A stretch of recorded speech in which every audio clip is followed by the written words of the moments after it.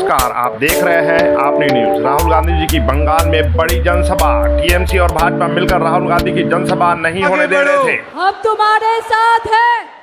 देखो भाइयों, ऑलरेडी चूंकि लेट हुआ है, लेट होने के कारण भी आपको मालूम है कि यहाँ के भारतीय जनता पार्टी और तृणमूल कांग्रेस की एडमिनिस्ट्रेशन ने मिलकर राहुल गांधी जी को वेस्ट बंगाल में आपसे मिलने में रोक लगाने की कोशिश करी थी, मगर उनकी कोशिश नाकाम हुई और राहुल गांधी जी आज आपके सामने है कलकत्ता के इस शहीद मीनार में।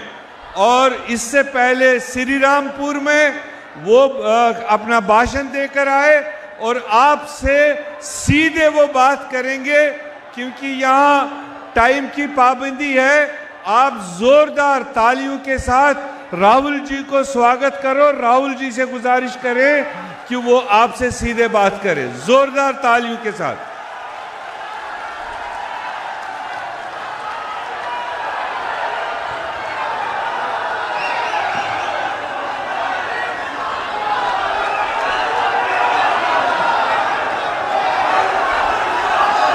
मीर साहब, शुभंकर सरकार जी, सुदीप बर्मन जी, नासिर हुसैन जी, सुबोध कांत सहाय जी, बीपी सिंह जी, इरफान अंसारी जी, स्टेज पे सीनियर नेता, भाइयों और बहनों, प्रेस के हमारे मित्रों, आप सबका यहां बहुत बहुत स्वागत। कैसे हैं आप लोग? ऊर्जा तो बहुत है आप में। देखिए, देश में विचारधारा की लड़ाई हो रही है।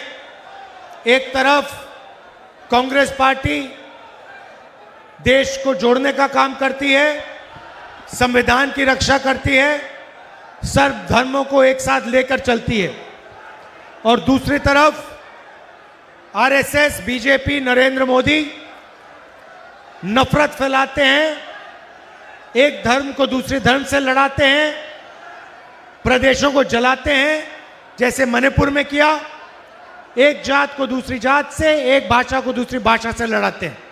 यह लड़ाई चल रही है। अब मैं आपसे सवाल पूछना चाहता हूं। मेरे ऊपर 36 केस हैं। क्यों? क्योंकि मैं नरेंद्र मोदी से, आरएसएस से 24 घंटे लड़ता रहता हूं। आज मैं यहां आया हूं, मैं बेल पर हूं, मैं बेल में हूं और मैं आया हूं। नरेंद्र मोदी ने मेरा सरकारी घर ले लिया, मेरी लोकसभा की मेंबरशिप रद्द कर दी थी, और ईडी ने 55 घंटे मेरा इंटेरोगेशन किया। मैं आपसे पूछना चाहता हूं, ममता जी का ईडी ने कितना इंटेरोगेशन किया है?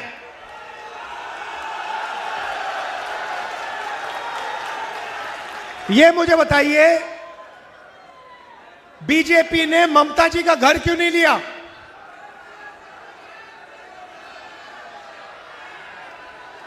उन पर 36, 38, 40 केस क्यों नहीं है? पूरा बंगाल जानता है कि तृणमूल के लोगों ने भ्रष्टाचार किया। शारदा चिट फंड तृणमूल के लोगों ने किया। 17 लाख इन्वेस्टर्स को बर्बाद किया। 1900 करोड़ अनपेड ड्यूज हैं। रोज वैली चिट फंड स्कैम किया।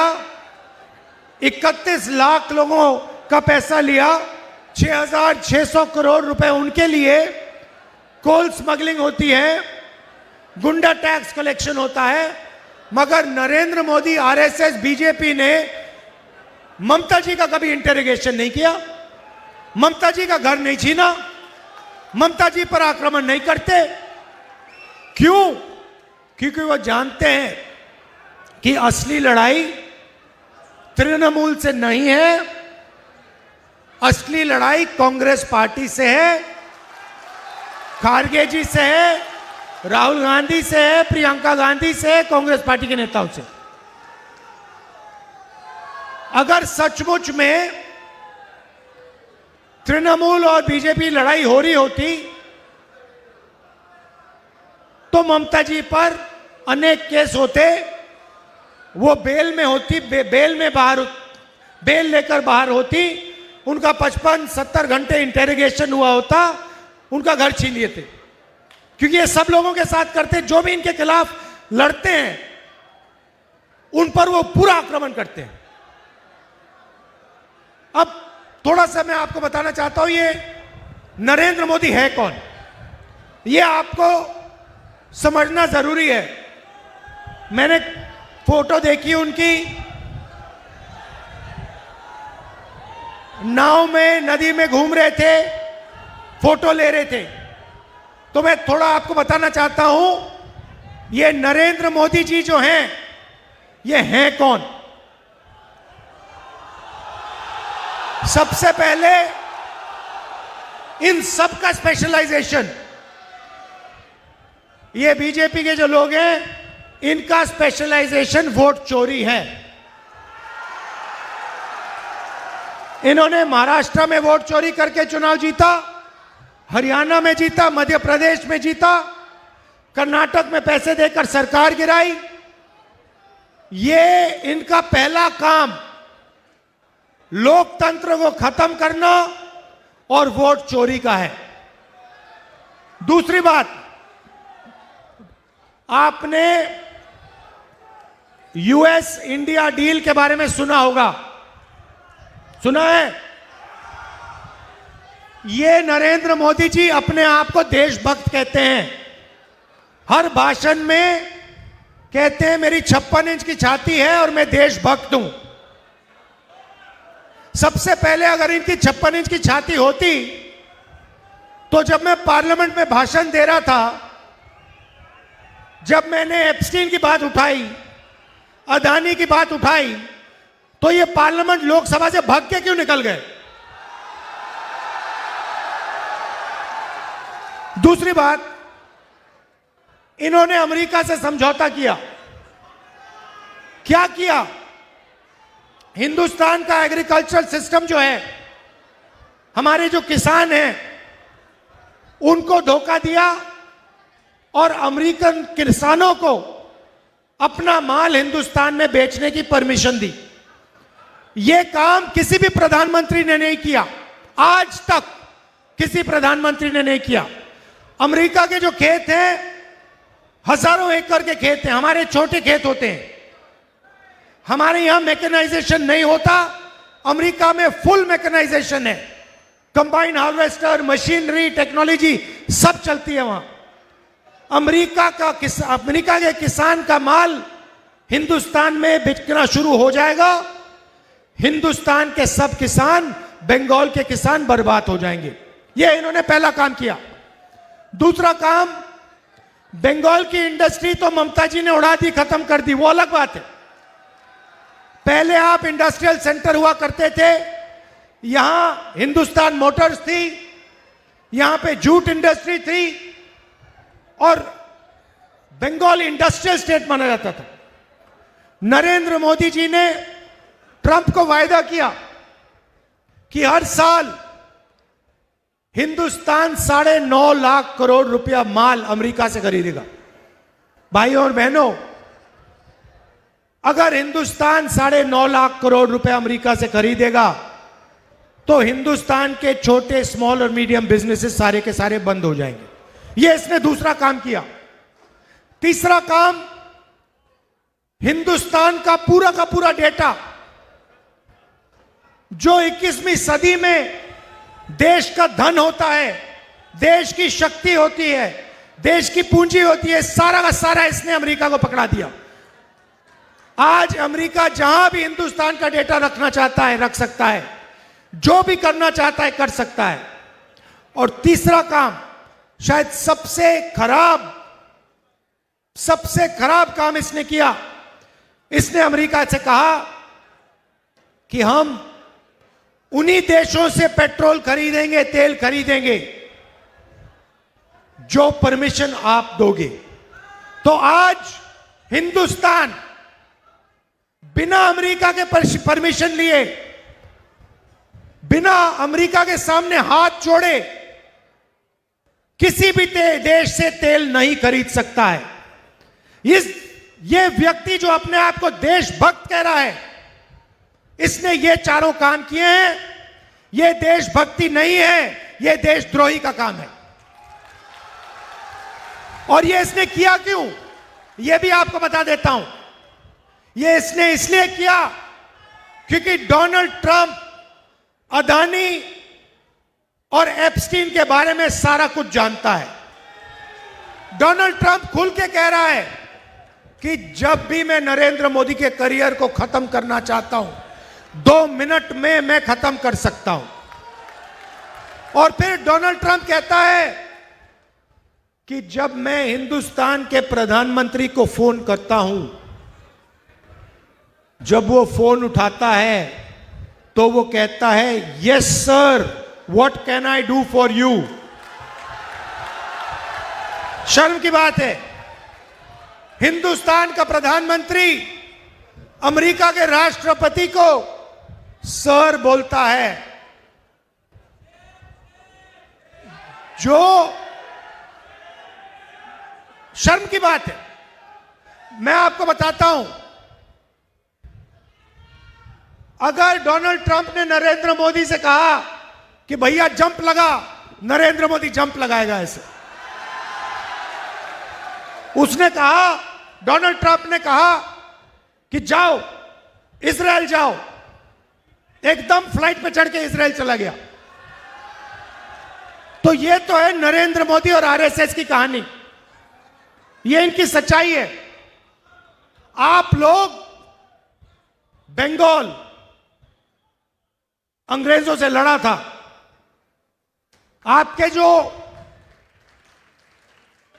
सबसे बड़े नेता, हिंदुस्तान के सबसे बड़े नेता सुभाष चंद्र बोस जी, वो उन्होंने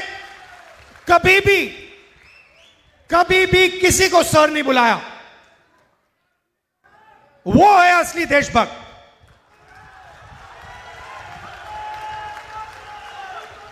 महात्मा गांधी, जवाहरलाल नेहरू, सुभाष चंद्र बोस, सरदार पटेल, इन्होंने जिंदगी भर में किसी को सर नहीं बुलाया। शहीद हो गए, सालों जेल में काटे, मगर झुके नहीं। और 56 इंच की छाती वाला प्रधानमंत्री 1 सेकंड में डोनाल्ड ट्रंप के सामने जाके माथा टेक देता है।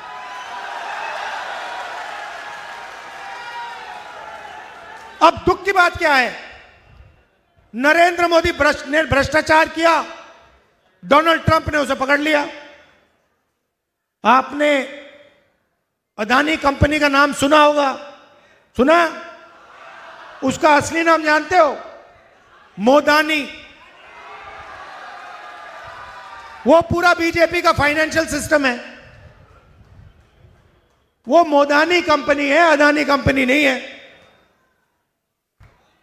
और डोनाल्ड ट्रंप ने पीछे से नरेंद्र मोदी के गला पकड़ लिया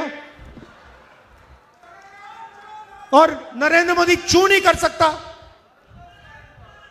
सही बात है ना, है ना? अब नरेंद्र मोदी एक और चीज जानता है। नरेंद्र मोदी जानता है कि देश में एक ही शक्ति आरएसएस और बीजेपी को हरा सकती है, उसका नाम कांग्रेस पार्टी है। कांग्रेस पार्टी की विचारधारा है। आपकी जो चीफ मिनिस्टर हैं, भ्रष्टाचार के बारे में मैंने आपको बताया, शारदा चिट फंड, रोज वैली, कोल स्मगलिंग स्कैम, और पूरा बंगाल जानता है कि अगर आपको बंगाल में रोजगार चाहिए तो या तो तृणमूल के किसी नेता के साथ आपको कोई रिश्तेदारी होनी पड़ेगी या दोस्ती होनी पड़ेगी। पिछले चुनाव में ममता जी ने कहा था कि बंगाल को 5 लाख नए रोजगार दिलवाऊंगी। ये पता नहीं क्यों इतना मजाक करती रहती हैं। 5 लाख युवाओं को मैं रोजगार दूंगी। आपको याद है यही बात नरेंद्र मोदी ने बोली थी, 2 करोड़ युवाओं को मैं रोजगार दूंगा। यही रेपिटेशन ममता जी यहां कर रही है। 2021 में 5 लाख नए लोगों को मैं रोजगार दूंगी। और असलियत क्या है? असलियत है कि 84 लाख युवाओं ने अनएम्प्लॉयमेंट अलाउंस के लिए साइन किया है। सारी की सारी इंडस्ट्री बंद कर दी। नरेंद्र मोदी वहां कर रहा है हिंदुस्तान में, बाकी देश में, और यहां पे ममता जी लगी हुई है रोजगार खत्म करने में, भ्रष्टाचार और पूरी की पूरी इंडस्ट्री को बंद करने में। अच्छा, अगर बीजेपी के लोग महिलाओं पर अत्याचार करते हैं, रेप केसेस होते हैं, लोगों पर कोई एक्शन नहीं लिया जाता, वही काम ममता जी यहां करती हैं। RG Kar rape and murder scam में यहां आपके सामने एक बेचारी लड़की का मर्डर होता है, बलात्कार होता है, और जिन लोगों ने किया उन पर कोई भी एक्शन नहीं लिया जाता। तो मेरा कहना है कि सच्चाई क्या है? सच्चाई है कि टीएमसी, अगर टीएमसी ने काम किया होता, अगर टीएमसी ने आपको रोजगार दिलवाया होता, अगर टीएमसी ने इंडस्ट्री नहीं बंद करवाई होती, तो यहां पे बीजेपी के लिए रास्ता नहीं खुलता। ये बीजेपी के लिए बंगाल में रास्ता खोल रहे हैं, ये इनका काम है। भाइयों और बहनों, बीजेपी को सिर्फ कांग्रेस पार्टी हरा सकती है। हम विचारधारा की पार्टी हैं, हम इनसे कोई कॉम्प्रोमाइज नहीं कर सकते हैं। बात समझ लीजिए। मैं सुबह उठता हूं और मेरी पहली प्लानिंग होती है कि आज भैया आरएसएस और बीजेपी से कैसे लड़ना है, कहां लड़ना है और कहां उन पर आक्रमण करना है। तो हम कॉम्प्रोमाइज नहीं कर सकते। आप कांग्रेस पार्टी को पूरा समर्थन दीजिए, बंगाल में ज्यादा से ज्यादा हमारे एमएलए जिताइए, हमारी सरकार बनवाइए, और फिर देखिए यहां से हम बीजेपी का क्या करते हैं।